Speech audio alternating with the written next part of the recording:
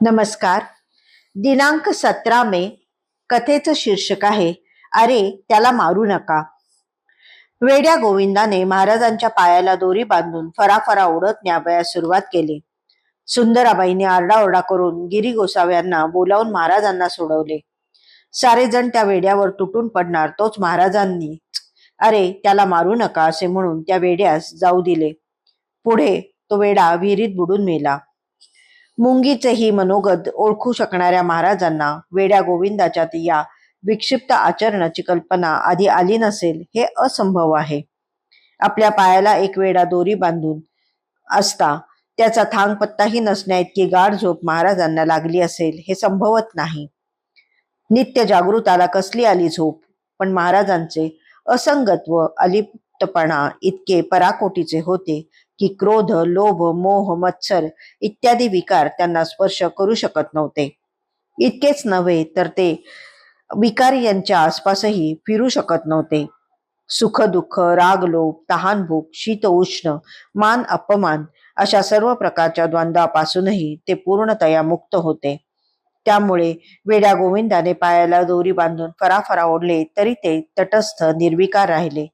साक्षीत्व म्हणतात ते हे असे असते. पण हा झाला या कथेचा सरळ अर्थ.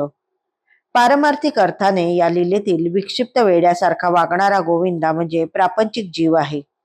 नाव सोनूबाई, हाती कथलाचा वाळा असा प्रकार या जीवाचा असतो. इंद्रियांना जिंकणारा तो गोविंदा इथे उलट आहे. इंद्रियावरील ताबा पूर्णपणे सुटलेल्या जीवाला तो गोविंदा म्हटले आहे. विक्षिप्त चित्तामुळे इंद्रियांवर ताबा राहत नाही म्हणून तो वेडा आहे.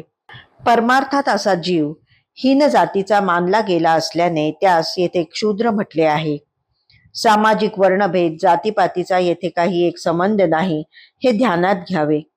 तसेच महाराजांकडे येथे शिवात्मा या अर्थाने पाहावे. नित्य जागृत असणारा शिवात्मा सर्व इंद्रियांना चैतन्य शक्ती पुरवून कार्यक्षम ठेवीत असला तरी तो स्वतः निष्क्रिय निर्गुणच आहे. तो केवळ साक्षी रूपाने जीवाचे व देहाच्या इंद्रियांचे व्यापार व्यवहार पाहत असतो. देह इंद्रिये यांच्या बरोबर त्याची फरफट झाली तरी तो निर्विकार असतो. ही फरफट जेव्हा परिसीमा गाठते तेव्हा सत्सद विवेक बुद्धी मन चित्तादी अंतःकरण स्वरूप गिरी गोसाव्यांना हाका मारून जागवते व त्यांनाही शिवात्म्याची फरफट थांबवण्याची विनंती करते. मन चित्त तात्पुरती सोडवणूक करतात, पण जीवाचे हे प्रापंचिक विक्षिप्तपण कर्मक्षय झाल्याखेरीज संपणारे नाही याची जाणीव जीवात्म्यास आहे. म्हणूनच तो मनचित्तादी मंडळींना कसलीही दंडात्मक कारवाई न करण्याविषयी बजावतो. जीवाच्या या हीन दीन पण भयानक अवस्थेचा शेवट प्रापंचिक जीवनाच्या विहिरीत बुडूनच होतो. जीव प्रपंचात बुडून मरतो.